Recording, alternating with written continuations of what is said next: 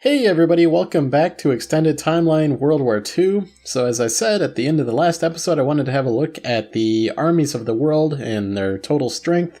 Now it looks like the rebel armies are the largest armies in the world. That's because we have so many different movements going on. I would expect this to be because we had the Chinese particularists rising up, but talking about actual countries, the USA has grown. They almost doubled in strength at this point. Look at their force limit. They're not even to their force limit yet, but they aren't really using their army all that much. They're just at war with the Dutch for whatever reason, trying to take Indonesia, I believe. Now, as I said in the last episode, the Germans are out of manpower, so that's affecting them, and their army size has gone down quite a bit. And the British, they're okay, almost out of manpower. The Russians are about the same place they were at the very beginning of the game. Now, having a look, I'm going to start the time going here. We've got some action going on because the Soviet Union has actually declared war on the Japanese.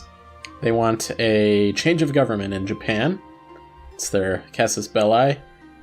And they've sent all their units over to the east here, captured a few provinces in Manchukuo, but then the Italians are helping out the Japanese. So the Italians have been going around and capturing a few of these, as well as the Italians are helping out with that. So I'm a little puzzled how that's going to turn out between the Japanese and the Italians. They do have a decent sized army if you think about it in combined armies, but otherwise probably not too much to worry about for the Soviets, I would think anyway. We'll see. The Soviets do have pretty good leaders, but again, their army is completely... I'm not really seeing it all that much. Here's a 50k stack. It might have been bad for the Soviets to march all their armies over here, because they probably took a lot of attrition. This is a Soviet army, yep.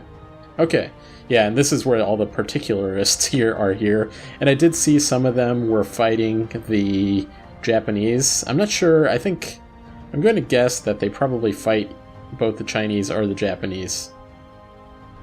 But we'll see. Now, we did discuss how the Americans have this gigantic army, but we're not really seeing it all much in use. Looks like there's some Dutch revolutionaries here, as well as some Thai peasants. There's a 139k stack. That's a naval transport, though. Let's see, where is the American army? Are they just hanging out in the Americas? I'm guessing that they probably are. Yeah, there's a 90k stack, 70k, 90k, 64k.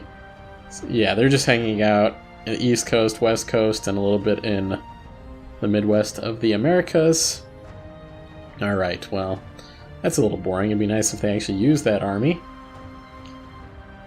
Now, the World War II had a little bit of chugging there for a moment. We've got so many armies between the Americans and their million stack, and then we've got those Chinese particularists, those rebels. Now, I did want to confirm that it did look like the Soviets had taken this province in the Winter War. I looked at the Soviet map at the start of the game compared to what it is now, and they certainly did take that. So I'm going to pause here for a moment. Actually, we didn't actually look at the wars that were going on. Missed doing that at the start. So the Soviets are not actually doing well with that change of government because of the Italians. They are down to -39. Portuguese-Angolan War for Independence is going well. The Angola and Mozambique might be able to gain independence. Brazilian-Bolivian nationalist war is going in the favor of the Brazilians. We've got just going to progress time here at the minimum speed. So actually now Sweden is at war with Denmark, so let's have a look at what's going on there. I do think that there is a strait here, so there is a strait there, so it's not like the Swedes are going to have to use their navy to transport anybody. Who is helping out in that war, though? Gotta find it on here. So the Iceland, okay. Iceland is helping out Denmark, obviously. They're a vassal of Denmark. Is Greenland on this map? Danish Greenland, okay. They're not a vassal, though. They're just part of Denmark, okay. I think the World War just ended as well? Yeah, it did. Not really sure what was all gained, but they have a truce for another 5 years with the Germans here. I mean, the Nazis are still in power here, so nothing really gained by the Germans at this point. Yeah, not really seeing what was gained by doing this World War II, even though the German government did not change or anything like that. Do have some German revolutionaries rising up, though. I think the entire world has revolutionary problems here. I mean, the Turks had some issues with that at some point. Egyptians actually have a pretty large army. Now we've got... what's going on here? The Spanish are somehow at war with the French. They're probably... okay, the French... Madagascar War for Independence, so more... are they being backed by the Spanish? Yes, they are, including Brazil. So we've got more colonies of France trying to gain independence, so between the revolutionaries, or what were they? Yeah, they were revolutionaries in France. Between them and all of the colonial assets that they have wanting independence, I don't think this is going very well for the French at this point. So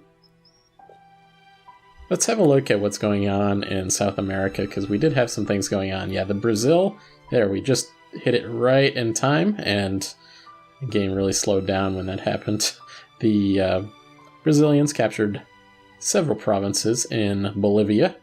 Looks like Bolivia still has 4 provinces left. I think there was some wars going on. Not quite sure. But Honduras was at war with... or was it El Salvador? Let's have a look here. I don't think they're still going on. Actually, yes, El Salvador is still at war with Guatemala. And their armies are probably just kind of... can't beat one or the other. Because it's a 9k, 11k, both 1-star generals.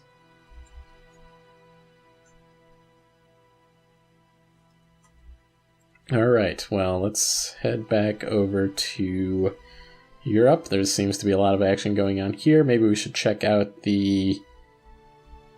yeah, look at all these provinces that are taken by the Japanese in the Western Soviet Union. Where did... okay, we've got that Italian army being led by Mussolini, apparently. And, yeah, here's a couple other stacks of them. How's that war going? Yeah, Soviet change of government still not going well for the Soviets. The Portuguese-Angolan War for Independence is going well for the... who was it? Was it Mozambique and Angola? Yeah. The Soviets do occupy a bunch of Manchukuo, though. And it looks like, for the Chinese sake, these particularists are probably going to capture just about everything.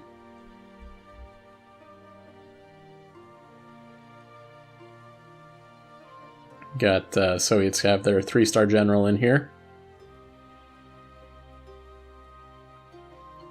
That 3-star Manchukuo, is he going to be able to pull off this? Soviet army had less morale than the Manchukuo did. Is he going to be able to pull it off? It looks like they are. I thought they had a little bit larger army, but only the 2-star general, so that really makes a difference when you only have a 2-star general or a 3-star general. Okay, well, let's head back to Europe, see what's happening there.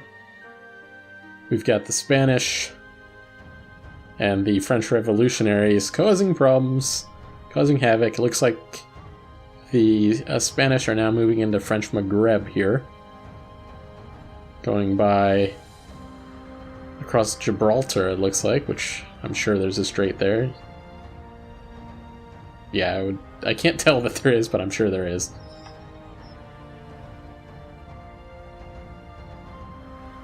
It's one of the straits that actually makes sense.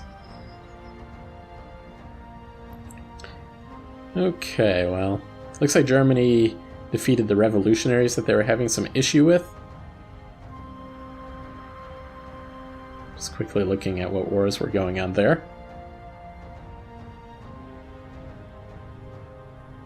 Anything going on in the Middle East? Does not look like it. Okay, here, we did not see this, but the British are completely taking over all of the Italian gains in Ethiopia.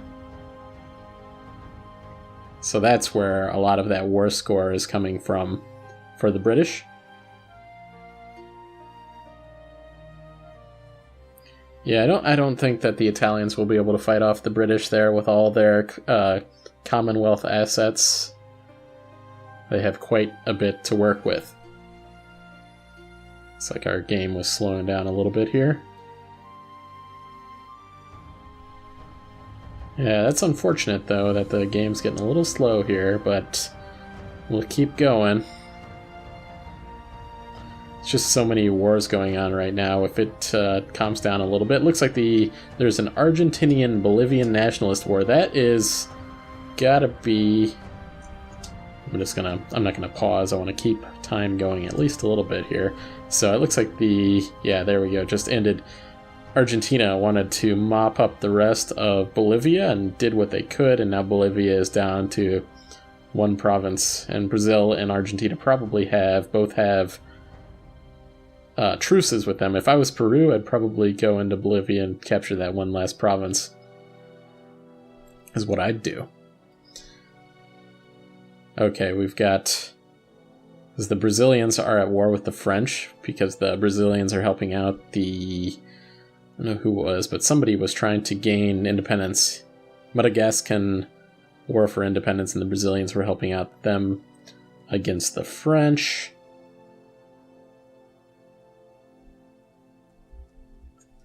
Bump up the speed a little bit here and see how this performs. What do we got here? This is the Portuguese... okay.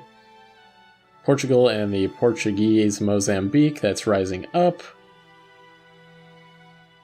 And if I'm not mistaken, Portuguese Mozambique actually defeated the Portuguese there, so that's going very well for them. How's this Swedish-Danish war going? That's not really going at all. So there's also that Salvador, Guatemalan, that's a little uninteresting. Just a lot of colonial wars going on. Looks like the speed is... I don't want to jinx it, but the speed is getting a little bit better. I think that there was just all those rebels, and they are dispersing a little bit once we deal with, or somebody deals with, these ones in China. Then the game will probably run a whole lot better than it is right now.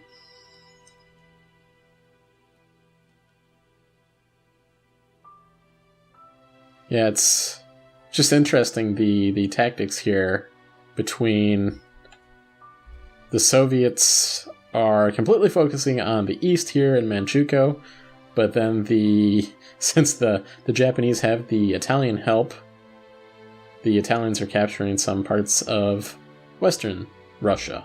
So it does look like they're losing provinces though at this point. So it looks like this is probably about to go in favor of... Still a negative 21 for the Soviets, but I have a feeling this is about to swing.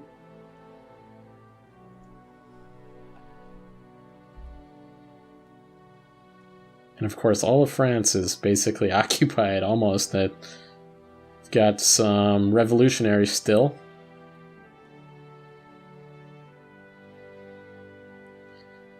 Looks like we got some slow processing again. As I mentioned in the last episode, I have a pretty good machine, but with all of these units plus the extended timeline, it gets a little slow. I'm going to have to probably slow it down to 2 again, and even then I have issues. So we've got French Madagascar capturing part of Maghreb.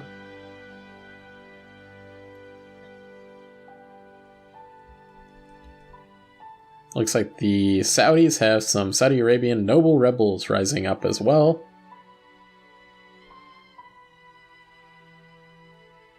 Did the Italians... Actually, they've got a 3-star general here, so that's Italian Somaliland. So they might be able to actually retake some of this area that the British had taken. Might go swing to the Italian side, at least for this particular war anyway. Anything going on in South Africa? Doesn't look like it too much. We've got Rhodesia, we've got Angola. Is that new? Did that, where was that Angolan war from? Was that Portuguese? We've got this French Madagascan war, Mexican Guatemalan nationalist war. That's probably going to go in the side of the Mexicans, I would think. Mexicans are so much larger than the Guatemalans. So yeah, I think that Angola is a new country. Nice flag there. Okay.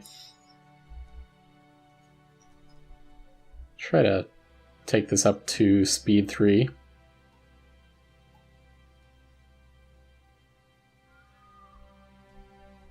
So yeah, the Mexicans had declared war on Guatemala, and it looks like Guatemala just has this small 10k stack that just completely got obliterated, so I would think that the Mexicans should be able to capture the Guatemalan area very, very quickly.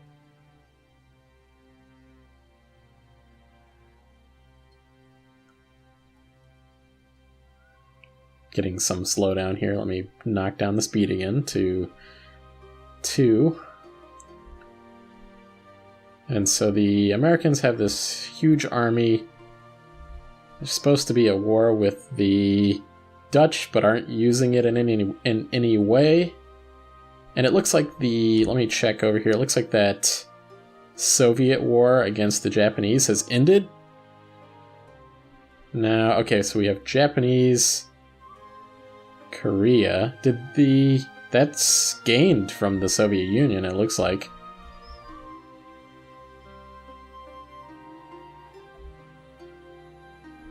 Nothing else gained.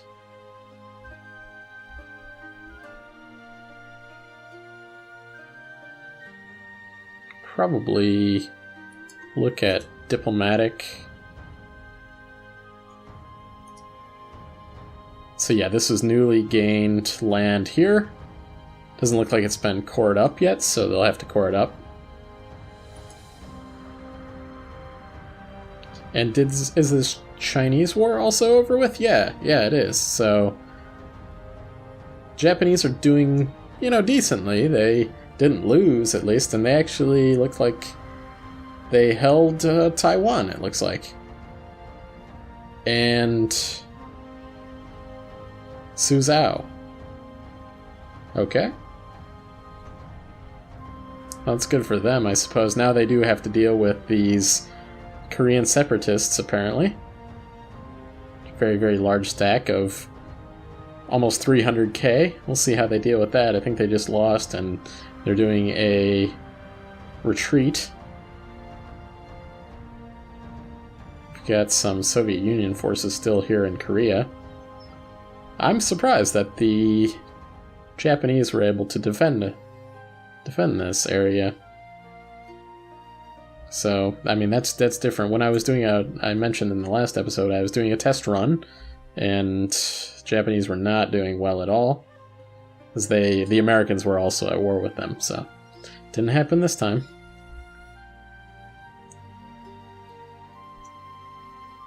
Alright, well, it does look like we're out of time for this episode. I hope you enjoyed this one, and please consider hitting the like button if you did, as it really helps out the channel. So I'll see you guys next time.